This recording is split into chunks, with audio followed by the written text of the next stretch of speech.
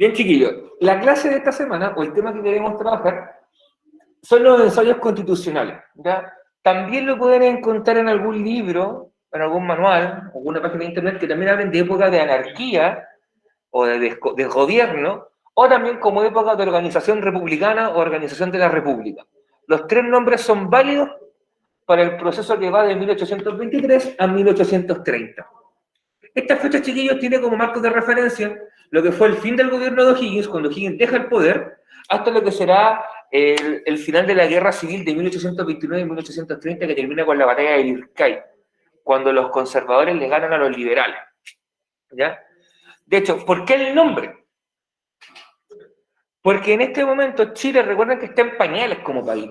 Chile llevaba 5 años de autogobierno oficial, ¿ya? No como junta de gobierno, sino con un director supremo, que en este caso fue Bernardo O'Higgins. Imagínense, ni siquiera la máxima autoridad del país se llamaba presidente, sino que se le llamaba director supremo, ¿ya?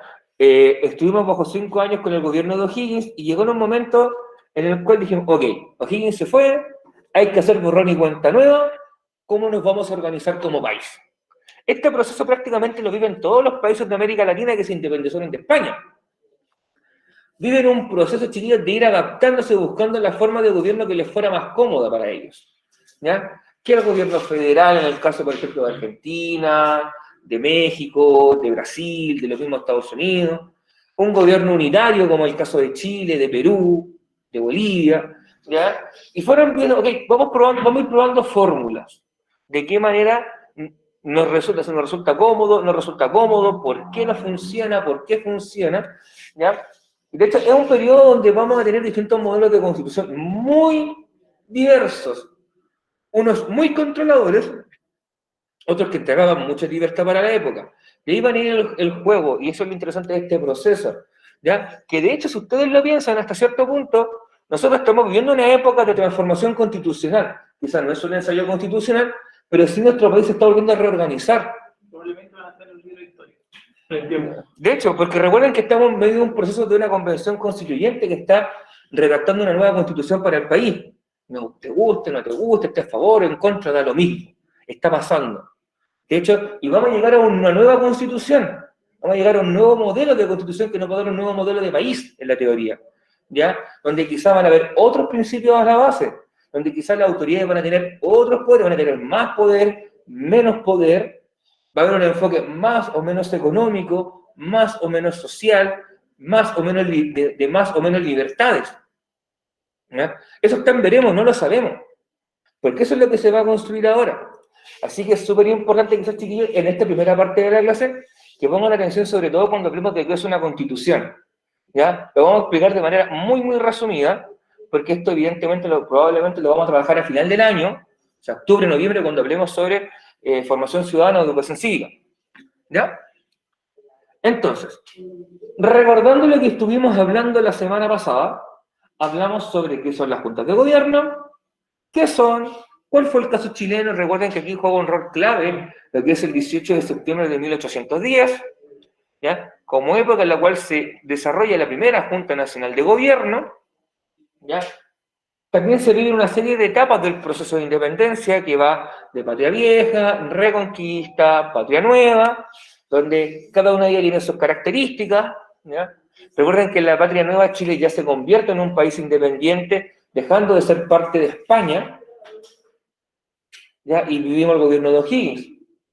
Esto, chiquillos, esto ya lo hablamos la semana anterior, por lo tanto es como bien rápido, estoy simplemente haciendo un barrido muy rápido, chiquillos, de aquello que estuvimos trabajando. Ahora bien, esto ya es nuevo. Siempre parto con esto, chiquillos, porque es súper importante tener claro este principio. Cuando uno estudia historia, de primera, sáquense de la cabeza que estudiar historia es memorizar fechas. Sáquense ese tiro de la cabeza. El que ha pasado conmigo al menos un año sabe que yo casi no pregunto fecha. Pregunto que sean conceptos, teoría, pero no pregunto fecha. Porque si no, la historia no es una guía de teléfonos con una serie de fechas, de números que hay que recordar.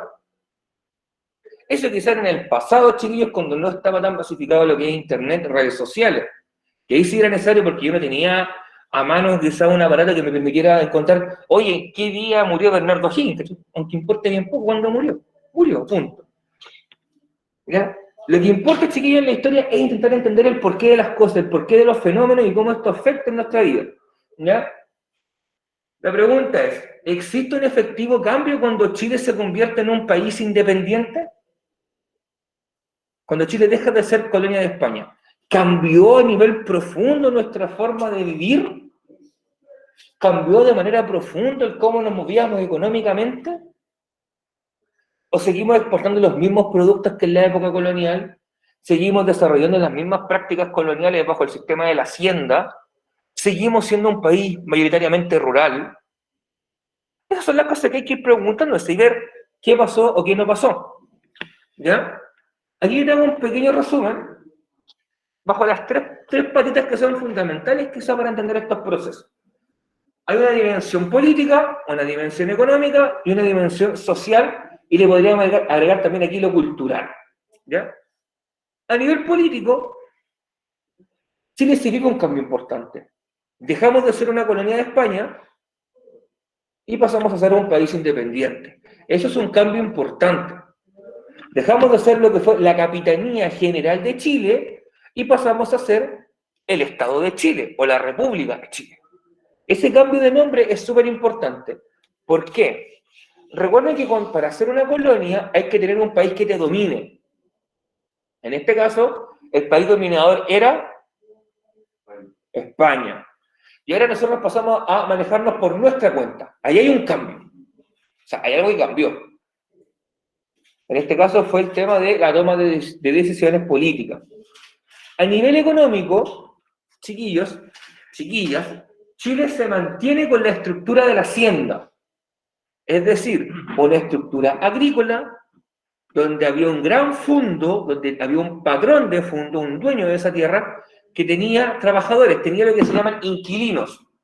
Y estos inquilinos le trabajaban la tierra y así se producía, por ejemplo, el trigo que se exportaba, o los productos agrícolas que se comerciaban en las ciudades, que en este caso vendría a ser Santiago, o en los poblados cercanos. A nivel económico, chiquillos, se mantienen las estructuras, se mantiene el cómo funciona el sistema económico. De hecho, les voy a hacer una pregunta, chiquillos, probablemente no le van a chutar, pero no se preocupen.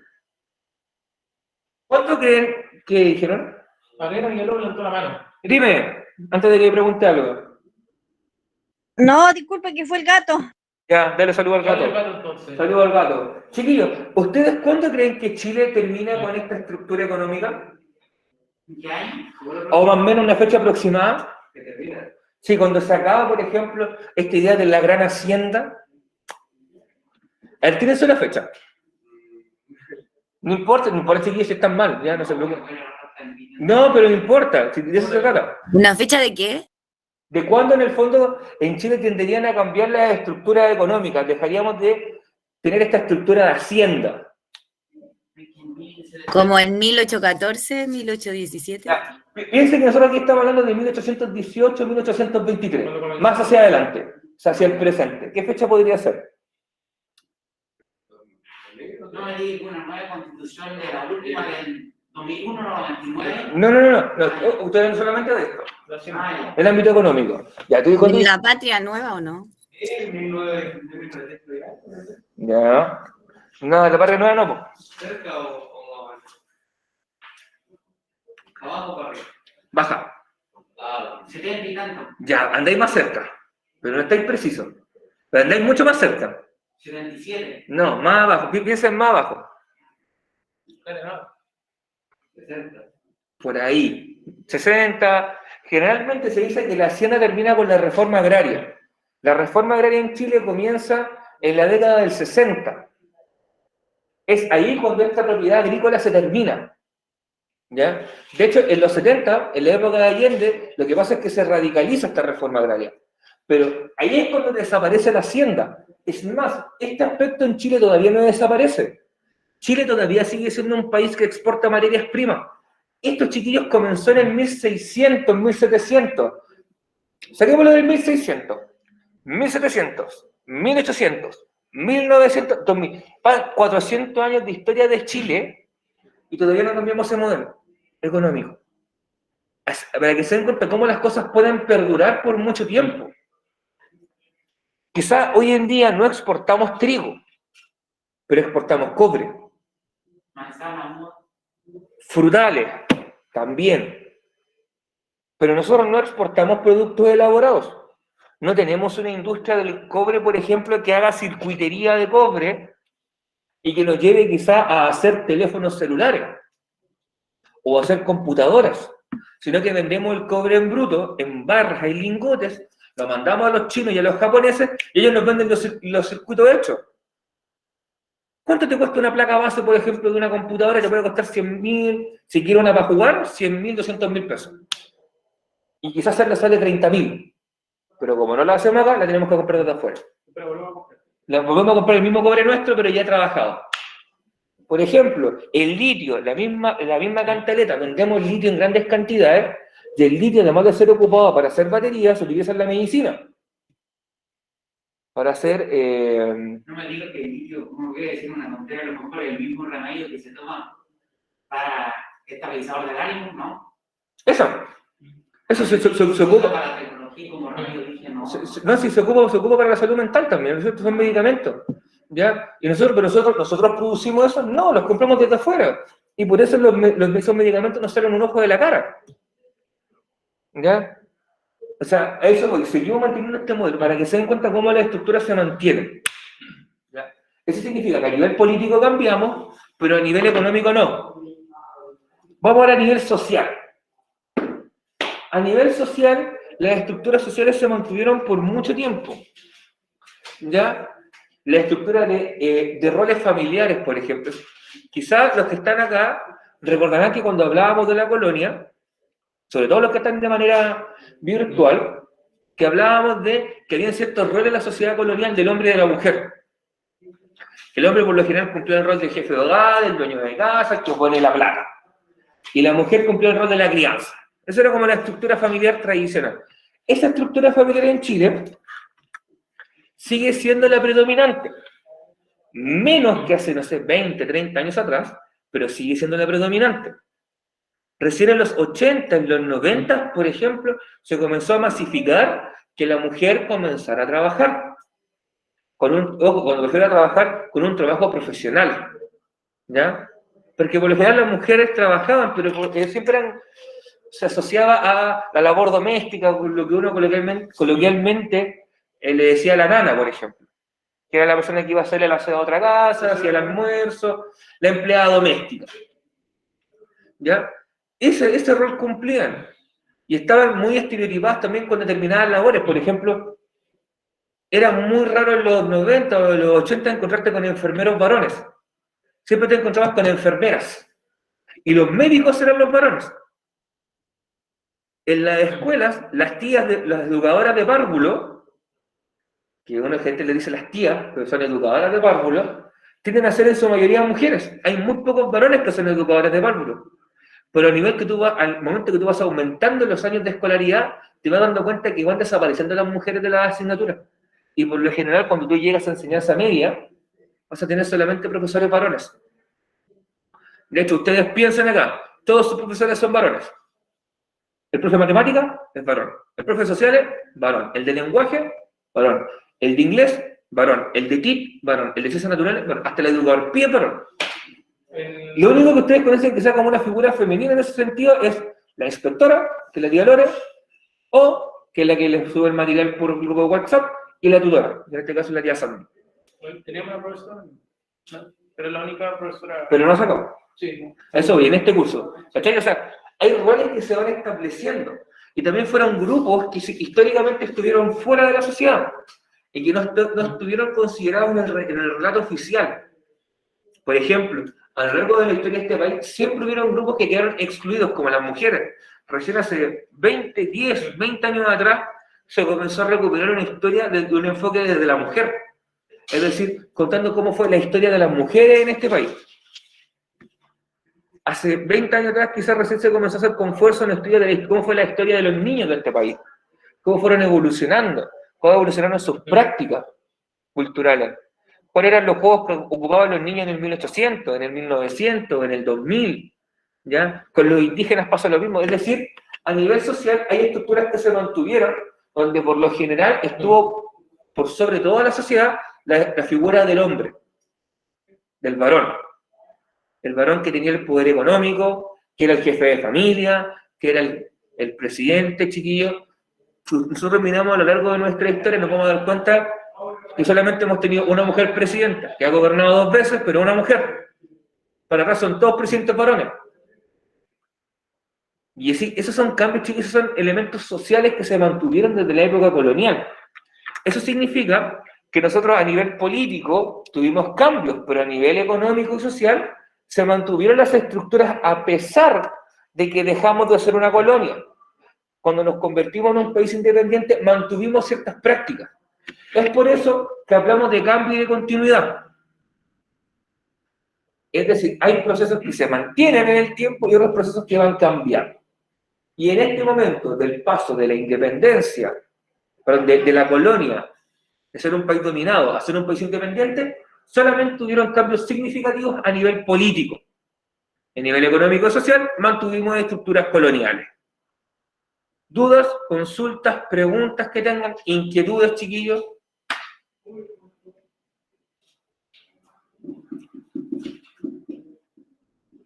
¿En la carta, chiquillo, alguna duda? El ejército de... No, profesor. ¿Ninguna? Ya. Recuerden que si tienen dudas pueden preguntar. Y si el gato de la Adriana tiene preguntas, también puede preguntar, así que también pueden levantar la manito. ¿Ya? Ahí tenemos un dibujito de una hacienda, chiquillos. Lo importante es que esa realidad fue la que nos acompañó por hasta 1950, chiquillos. Chile, hasta esa época, siguió siendo un país de mayoría rural. ¿Y ahora todavía infraestructura de la hacienda? ¿Cómo? ¿Aquí en Quillota ahora hay todavía infraestructura? Por ejemplo, hay parcelas grandes. El Huerto California, por ejemplo.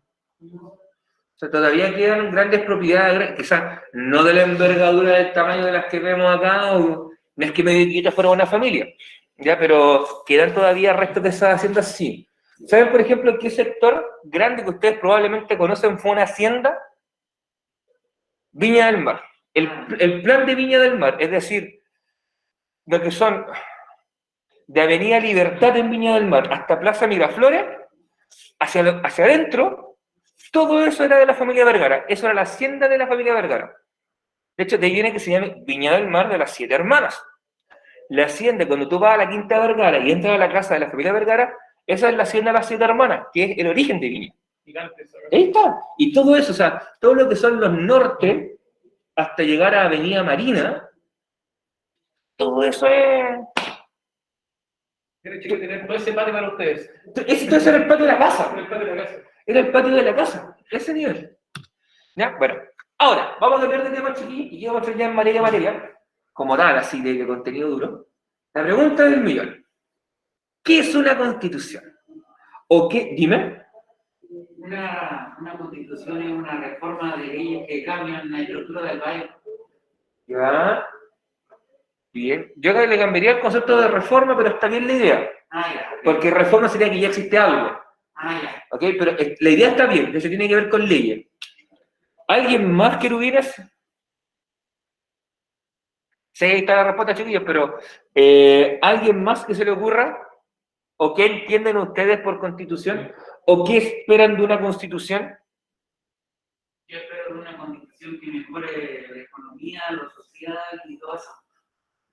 Que le entregue una mejor calidad de vida. Sí. ¿Ya? ¿Querubines de los virtuales? ¿Gato de Adriana tiene alguna pregunta? Profesor, Dime. es como una carta magna que dicta cómo se debe dirigir un país. Ya. ¿A qué te refieres con carta magna? Ya, porque me gusta el concepto que ya. Lo que pasa que yo siempre tengo, o sea, como que saco... a mí me ayuda mi hermana harto y ella siempre me ha escrito grandes párrafos y todo, entonces yo leo y me escribe una que otra palabra así. Ya. Okay, la carta magna, chiquilla, es como el texto fundamental. Ya, es como el texto máximo. Como la Biblia. De hecho, la Constitución es la Biblia para el funcionamiento del país. ¿Ya? ¿Alguien más, chiquillo? A mí no se llama acta eso, ¿no? ¿Cómo? ¿Acta? No, el acta es que en el fondo, el acta, imagínatelo como un documento que deja registro sobre alguna reunión. Ah, ya. ¿Ya? ¿Chiquilla, alguien más? Pero una constitución también va por escrito entre los políticos que mandan más, ¿no? O sea, está escrita, no tiene por qué ser de los políticos. Piensa que ahora lo va a escribir gente que no es política. O sea, okay, hay políticos de por medio, pero hay gente que no es política. ¿Ya? Bien, chiquillos, entonces, una constitución, como ahí plantearon, tiene que ver con el funcionamiento de un país. En el caso nuestro, es un documento escrito. Es un librito. Es un librito escrito en el cual lo que se establece es el funcionamiento del país. ¿Cómo vamos a funcionar? ¿Qué tipo de sistema de gobierno vamos a tener? ¿Cómo vamos a escoger autoridades? ¿Qué autoridades nos van a gobernar? ¿Qué atribuciones, qué facultades van a tener estas autoridades? ¿Cuáles van a ser sus limitantes? ¿Cuáles van a ser los derechos básicos que el Estado se va a asegurar proteger, ¿ya? En su escrito? ¿Qué instituciones van a existir al alero del Estado? ¿Ya? ¿Cuáles van a ser los poderes del Estado? Todo eso está definido por una constitución política. ¿Ya? Hay cosas que son de perogrullo, que caen de cajón, por ejemplo, que vamos a tener 3 poderes del Estado, ejecutivo, legislativo, judicial, que cada uno va a tener sus funciones. Hay cosas que no van a cambiar mucho. Lo que sí probablemente se va a ver modificado con nuestra nueva constitución va a ser qué es lo que va a estar permitido y qué no va a estar permitido, y de qué manera se le va a permitir. ¿Ya? Por ejemplo, nuestra constitución consagra el derecho al emprendimiento. Eso significa que yo, por ejemplo, crear una clínica particular, eso no puede ir de una microempresa, una pequeña y mediana empresa, que es una pyme, a una gran empresa. ¿Ya? De hecho, yo voy al ejemplo de una clínica particular. Yo puedo emprender a partir del derecho de la salud. ¿Ya? Y poner una clínica particular y cobrar 200.000 pesos la consulta. Está bajo la libertad que me ofrece a mí el Estado cobrar ese precio. Ahora, el consumidor es el que define si ocupa o no ocupa. Pero ¿cuál es el problema si es que yo ofrezco esa consulta y soy el único que maneja ese tema? Que se podía estafar a la persona. Más que eso es que la gente está obligada a atenderse conmigo. Ah, ya. ¿Ya? Porque el sistema público me asegura la salud, pero no me asegura la calidad de la salud. La Constitución tiene atribuciones, por ejemplo, como determinar cuánta cantidad puede estar un presidente, el sueldo. De hecho, está por ley establecido que tiene que ser X, puede ser un máximo de tanto monto. Y por ejemplo, establecer el sueldo de los. Claro, en el fondo se podría establecer. Alguien escribió, creo que preguntaron algo. También hay el lobo, por el gato realmente. Ah, ya. Entonces, Yo creo que de ahí mismo también sale la corrupción, porque si ellos mismos hacen las leyes, después ellos mismos dicen, ya hagámonos socios y cobráis tanto. De hecho, tú piensas que en este país, por ejemplo, los parlamentarios son los que votan el sueldo mínimo de las personas y a su vez ellos también votan su sueldo mínimo. Ya, Yo creo que nosotros deberíamos votar eso. Es que ahí está, por ejemplo, lo que tú puedes generar como un cambio constitucional, establecer que el sueldo, por ejemplo, sea un máximo de 5 sueldos mínimos. ¿Qué es lo que ocurre en algunos países? Dime. Mi opinión es que los políticos son unos corruptos que cada vez van a empeorar más y no tenemos para algo. Hay que ser millonario y van a empobrecer a la gente, para mí. Porque todas las cosas suben y veo que el sueldo mínimo no sube nada. Ya. Una porquería por año y los teléfonos, la tecnología, el arriendo, todo va aumentando y la gente se va haciendo más pobre. A medida que va teniendo hijos y estudia carrera no alcanza para nada. No, es que en el fondo tú das un punto importante que tiene que ver con la vocación. Hay una discusión eterna que es si el político tiene que trabajar gratis, ad honorem, o sea, sin sueldo, por el bien común, o recibir un sueldo. Hay posturas a favor y en contra. Y saben que encontrar un punto medio, que es que tengan un sueldo, pero que tampoco sea un sueldo así tan monstruosamente alto. Piensen ustedes que un senador puede estar ganando entre los 15, 17 millones de pesos al mes. Al mes.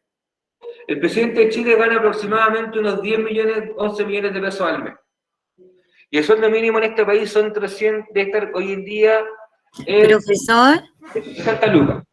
¿y Dime. en qué momento eso se crea? No sé qué será, una ley o algo que puedan llegar a ganar tanto dinero, ¿no tiene un límite? Mira, no leí la Constitución en detalle la actual. Probablemente tenga que ver con que hay ciertos rangos de precios que se establecen, hay un rango de montos, pero así que no es, además que son los parlamentarios quienes ajustan los sueldos de los funcionarios públicos. Eso se vota por ley.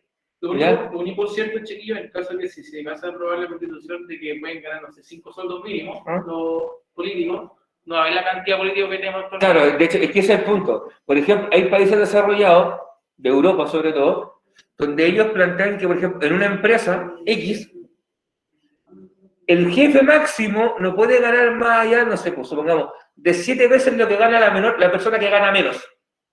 Eso significa que si el jefe gana la persona de más bajo sueldo gana 1 millón, inventando, el jefe máximo puede ganar un máximo de 7 millones. Pero si el jefe quiere ganar más, tiene que subirle también el sueldo que estaba abajo. Esa es una manera que siempre se rebota de cómo amarrar, en el fondo, y de que no haya tantas diferencias. Por ejemplo, si el sueldo mínimo acá son 350.000 pesos, que el máximo sea 10 sueldos mínimos, o sea que ganen 3 millones y medio. Es una cantidad alta, pero no es una burrada, como por ejemplo, que ya ganan 12 millones, 15 millones de pesos. ¿Ya?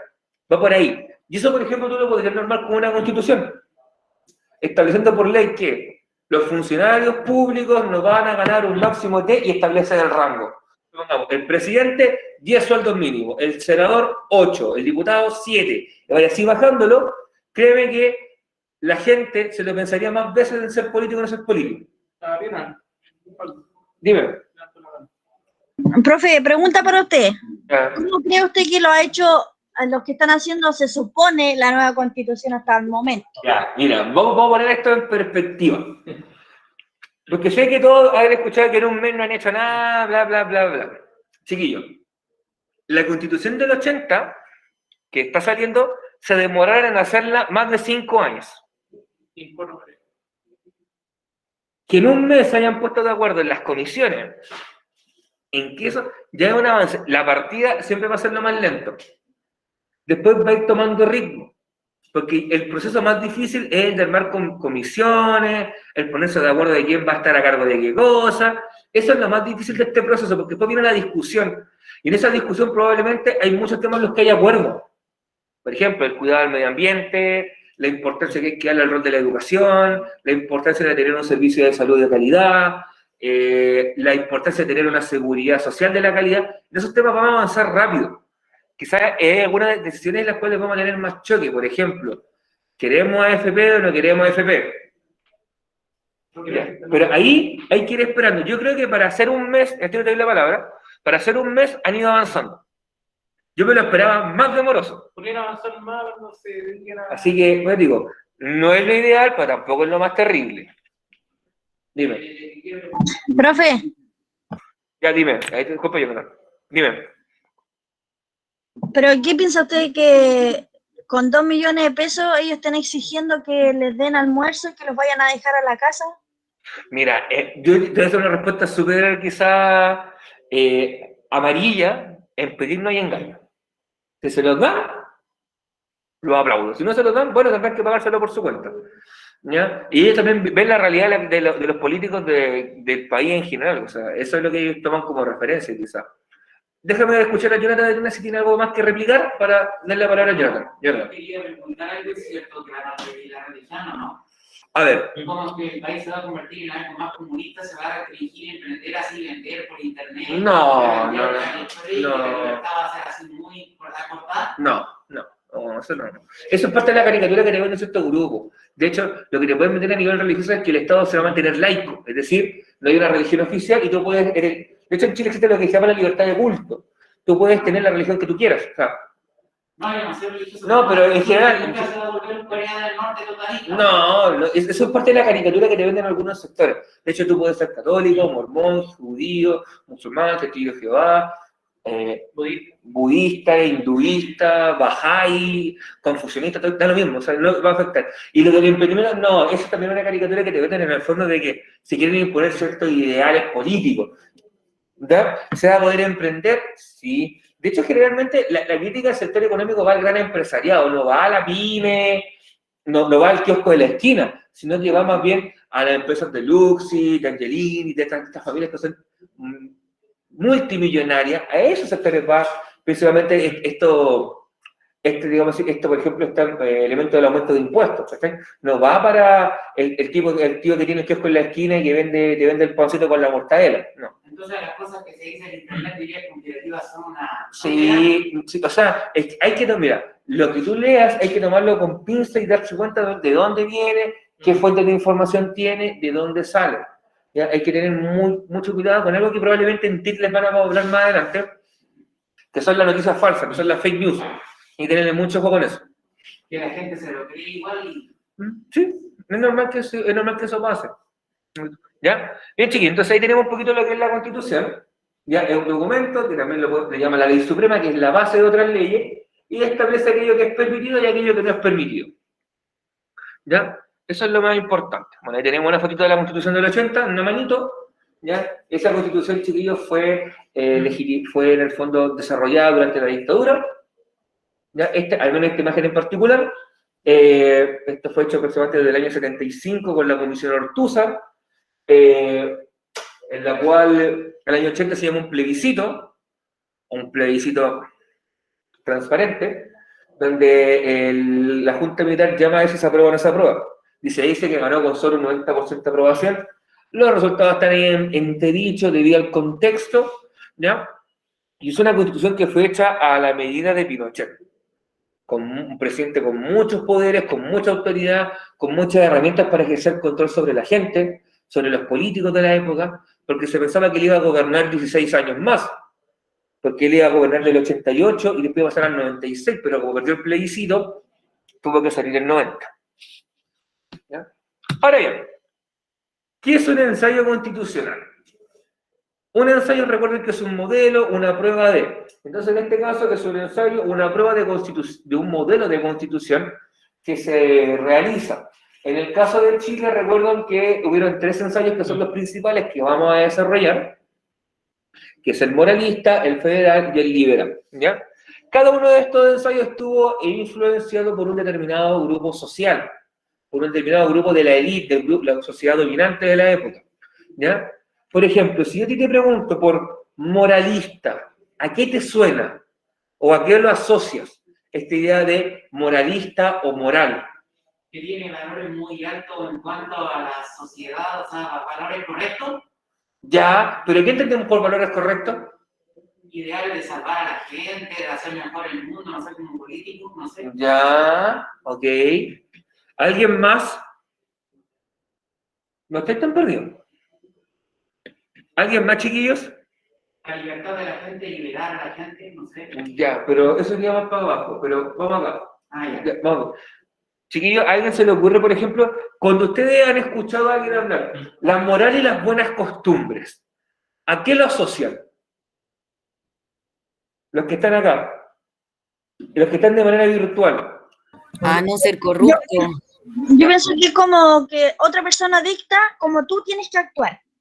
Ya, ok, de hecho, por ejemplo que probablemente más de alguna vez han escuchado. Yo le dije a no ser corrupto. Sí, también va por ahí. De hecho, por ejemplo, chiquillos, lo que voy a decir ahora son ejemplos de frases típicas que ustedes le pueden escuchar a una persona que tiene, que digámoslo así, una persona que piensa en la moral y en las buenas costumbres bajo el estilo antiguo. Por ejemplo, sáquese ese aro, no se entra a la sala con gorro, córtese ese pelo, córtese esa barba, ¿cómo anda con la cotona desabrochada? Esos pantalones no son correctos para un jovencito que viene a colegio. ¿Ya? Las zapatillas tienen que ser blancas, no pueden ser de colores. Las jovencitas, pelo tomado, falda hasta abajo de la rodilla. No pueden andar pintadas en clase. no tiene que ocupar arito, no pueden ir con cadenas, no se puede hacer la uña. Sáquese el labial. Piensa en un pastor Soto. Esos chiquillos tienen ese pensamiento, todo lo que yo te acabo de decir, es algo que por lo general los grupos más tradicionales asocian a las morales y las buenas costumbres. Por ejemplo, esos chiquillos de pelo largo que se juntan ahí a puro tomar en la esquina. ¿Cachai? O eso que acaba de decir el tío Estefano. Eso tiene que ver con morales y con buenas costumbres. Como decía la Adriana, tiene que ver con imponer mi visión de valores sobre otra persona. Mucha influencia en la iglesia también. Exacto, tío Estefano. Estamos en tercera introducción, de que esto lo vamos a trabajar con más fuerza en la próxima clase. ¿Ya? Pero muy bien, eso tiene que ver con eso, con los valores de la iglesia, muchos de valores tradicionales. ¿Ya? Por ejemplo, lo que yo te hablaba de las mujeres con la falda. En esta época, la mujer por lo general ocupaba la falda a la altura del tobillo. Ya que mostrara, no sé, tuviera como la altura de la rodilla, ya era provocador, ya era mal visto. Era como, mira esa mujer cómo anda con esa falda a la altura de la rodilla, ¿cachai? Hoy día las abuelitas andan con falda a la altura de la rodilla, ¿cachai? Eso hoy. Por ejemplo, el tema del pelo que te hablé, el tema del vocabulario, ¿ya? De palabras que utilizas, que no utilizas, ¿ya? Por ejemplo, qué tan importante era ir a misa. Recordemos que en esta época, en el 1820, había una fuerte influencia de la Iglesia Católica y Chile era un país que reconocía tener una religión oficial, que era la católica, y era la única religión permitida a nivel público de hacer ceremonias públicas, que era la cristiano-católica. La Adriana dice que la iglesia lo menos que tiene es moral. Sí, lo sabemos, pero estamos hablando de esta época, ¿ya? Dime. Es cierto que en Chile, al menos a la Iglesia Católica, todavía le pertenece cuando muere la persona en el cementerio, cuando en el fondo la plata va para ellos. No. Es una falsa. No, quizá en algún momento tú lo podrías dejar como herencia, y quizá tú estás pensando de que con la época que eran los cementerios parroquiales, cuando era la parroquia que tenía cargo del cementerio, quizá había una cuota que se dejara, o el deudo era enterrado en el territorio de la iglesia. Pero hoy en día no. Hoy en día recuerda que cuando una persona fallece, lo que ocurre es que los bienes de esa persona pasan a unos herederos directos, que son los familiares directos. Consanguinidad no me salió bien. Pero tus familiares directos, por ejemplo, si fallece, no sé, por ejemplo, uno de sus padres, es el cónyuge, la persona con la que se casó, los hijos, los hermanos. ¿Ya? Por ejemplo, si fallezco yo, que yo no tengo pareja ni hijo, pasa todo a mis padres. O al gato. De hecho, en mi casa saben que yo voy a dejar de heredero al gato. Yo me llego a morir ahora, todo queda mal gato. Su vida tiene que, la vida de Michis tiene que estar asegurada. ¿Ya? Pero, por ejemplo, eso ocurre. ¿Ya? No es que las cosas pasen como viene de la iglesia. ¿Ya? O sea, ¿ok? Ya, por ejemplo, lo moralista tiene que ver con los valores de la Iglesia Católica, ¿ya? La importancia de ir a misa, de la estructura familiar, de la idea de la familia feliz, de la familia padre, madre e hijos que van a misa todos juntos. Si vieron los Simpsons alguna vez, imagínense la familia de Flanders. Esa es como la familia, como una familia con esta idea de la moral cristiana, que era la moral que imperaba en este ensayo. Iba a preguntar algo. Sí, era de la Inquisición esa época donde lo que era ciencia, si uno cuestionaba algo, al tiro te trataban de justicia y te quemaban, ¿no? Ya había pasado un poquito el tiempo de ese modelo de Inquisición. Ese modelo de Inquisición lo podemos ver en el 1600, 1500, 1600, más que nada, 1700. Ya en el 1800 comienza esto ya a cambiar. No quemaban a nadie en ese época. No, ya no quemaban tanto. De hecho, en Perú todavía sí, pero en Chile no. Eso ya había pasado. Por ejemplo, en este ensayo constitucional se intentó establecer un código de faltas morales. Eso significa que, supongamos, la persona salía con el pelo mojado y tenía que pagar una multa. ¿Que voy a hacer en dinero o en trabajo comunitario? No, es que eso fue lo que se intentó colocar en el ensayo moralista. Por ejemplo, fíjate, ya, no puedes, claro, se intentó establecer una tabla de castigo, como de falta. Supongamos, estar con jockey en la sala de clase te va a costar 3 días de trabajo comunitario. Estoy inventando. Fue algo que se intentó colocar, pero no funcionó. Lo dañoso, porque los colegios impedían llevar gorras y no. Es que, mira, generalmente hay un concepto antiguo que en el fondo, que es del respeto en la sala, que en el fondo el jockey o la gorra es para en el fondo cubrirte del sol. Aquí no te llega el sol, por lo tanto no es necesario colocártela. Llevar polerones que no eran de colegio. Ah, también, eso es una cosa bien tirada a la mecha. Uno generalmente que hace llevar el polerón y una chaleca encima, po, si pasáis piola. ¿Ya? Por ejemplo, lo mismo que ocurre con las gafas oscuras. Estar con gafas oscuras en un lugar cerrado es como que uno viene saliendo de un carrete, así como reventado. ¿Ya? Tipo profe de historia, llegando a clase con lentes oscuros, como, chiquillo, una guía, chao. No hay pregunta. Pero, por ejemplo, eso se intentó establecer y fracasó por lo mismo, porque era demasiado extremo, era demasiado conservador. De hecho, fue un ensayo constitucional que tuvo mucho apoyo en los sectores conservadores. ¿Ya? Por ejemplo, vamos a hablar del segundo, e introducir un poquito lo que vamos a hablar ya el jueves. Por ejemplo, ¿a quiénes suena el concepto de federal o han escuchado hablar de estados federales? ¿Estados Unidos es eso? Es un ejemplo de un estado federal. Hay países que son vecinos nuestros que tienen un estado federal. Brasil, México también. México y Argentina son ejemplos de países con estado federal. Chile tiene un estado unitario al igual que Perú, que Bolivia. ¿Ya? Por ejemplo, ¿saben qué caracteriza un estado federal ustedes, chiquillos? ¿O se les ocurre? Ya. Sí, tranqui, sí. Estamos acá para responder esas dudas. Yo estoy preguntando a ver si alguien sabe, si lo ha escuchado, más que nada. Miren, la idea de lo federal tiene que ver, chiquillos, con que existiría dentro de cada región, o cada región tendría una mayor autonomía, una mayor capacidad de autogobernarse, ¿ya? Y un poder central que está en la capital que sería menor. El ejemplo de esto es Estados Unidos. Estados Unidos, chiquillos, tiene 50 estados en la actualidad. Cada uno de ellos es como un pequeño país. Sí, de hecho. Y de hecho, cada uno de ellos tiene sus propias leyes, por ejemplo. Por ejemplo, hay estados donde está permitida la pena de muerte, estados donde no está permitida la pena de muerte. Hay estados donde está permitido el matrimonio homosexual, estados donde no está permitido el matrimonio homosexual. Como ya en la bandera se con estrellas por 50 estados, ¿Sí? y aquí en Chile no. No, aquí tiene como otro simbolismo. No sé cuál es exactamente, pero tiene otro simbolismo la estrella. ¿Ya? Por ejemplo, hay estados en Estados Unidos donde está permitido el consumo, claro, el consumo no es el término de producción, el cultivo y el consumo de marihuana y otros los que no está permitido. No, aquí solamente se está viendo por temas medicinales. ¿Ya? Por temas médicos. Si hay una prescripción médica, tú podrías consumir marihuana, por ejemplo. O algún derivado como el aceite de marihuana. ¿No? Por ejemplo, ¿y por qué es interesante eso? Porque hay como contrastes muy potentes. Hay estados, por ejemplo, donde, como te he contado, el matrimonio homosexual es permitido, el consumo de marihuana es permitido, y otros donde no. Hay estados en Estados Unidos donde, por ejemplo, se permite la poligamia. ¿Quién de ustedes sabe lo que es la poligamia? Casarse con varias mujeres. Exacto. El estado de Utah, y allá se le llama la Unión Mormona. Eso se veía mucho antes, ¿no? Es que, mira, en algunas... En los países de Arabia se permite. Sí, en las culturas orientales, el país donde prima la ley islámica, se permite. Que se casan como con 30 mujeres.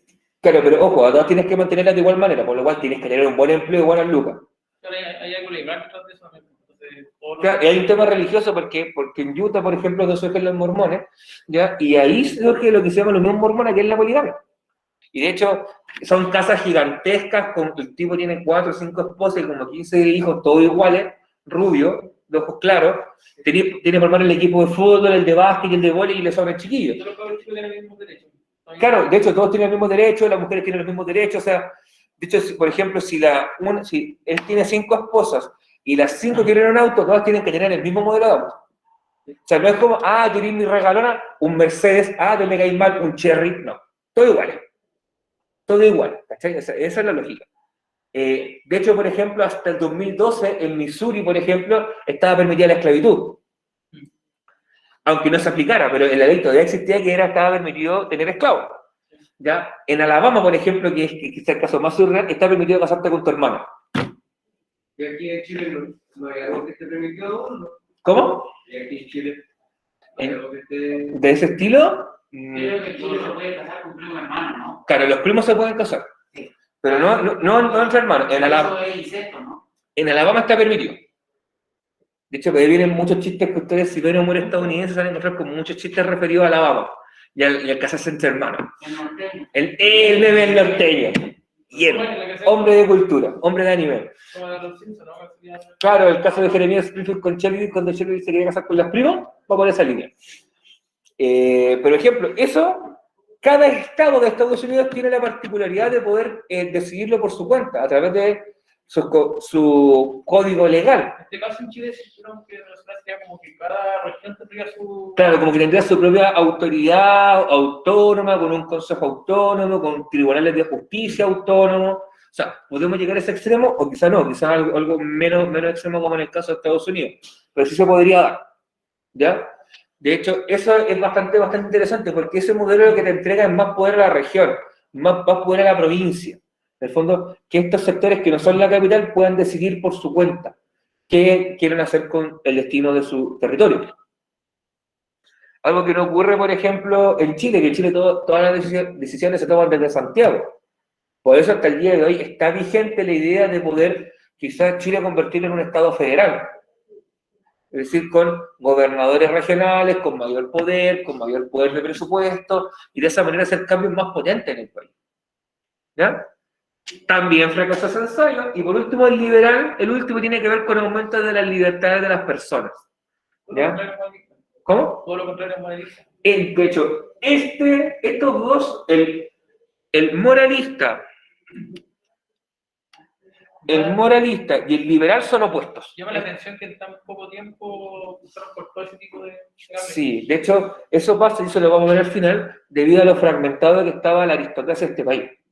Porque cada sector de la aristocracia tenía su proyecto de país. De hecho, estos tres ensayos lo que presentan son modelos que tenía el país para decir, ok, yo quiero lograr esto. Y eso, yo creo que lo mejor para Chile es seguir siendo un país conservador, católico, con un fuerte control social, donde digamos qué es lo que la gente puede o no puede hacer. Otro grupo decía, yo creo que lo mejor es mirar a Estados Unidos e imitarlo, porque ese modelo le está funcionando y a nosotros también nos puede funcionar. Y por último, no, nosotros creemos que lo que tiene que haber son más libertades para la gente. Libertad de poder expresarse libremente, de poder elegir libremente, de hacer lo que nosotros queramos. Y esos tres ensayos chiquillos son los que se van a encontrar. Te voy a adelantar un poquito la película. ¿Por qué fracasaron? Porque cuando uno llegaba al poder, los otros grupos de la élite le echaban el proyecto abajo. Eran como ese amigo mala clase que te gritaba, ¡buh! ¡Buh! ¡Te vaya a caer, malo! Era como ese tipo de gente. Era como ese compañero que tenía que esperar, cáete, cáete, cáete, cáete, cáete, cáete, y te caí, ¡guau! ¡Te caíste! Eso era la élite. Y ese fue el gran problema que tuvimos. Que no fuimos capaces de generar un proyecto en conjunto para lograr un país mejor. Y eso nos va a costar al final de la década del 20 una guerra civil. Pero eso creo que viene para ser materia para la clase del jueves. Así que dudas, consultas, preguntas que tengan hasta acá, chiquillos, inquietudes. No sé dónde llevar el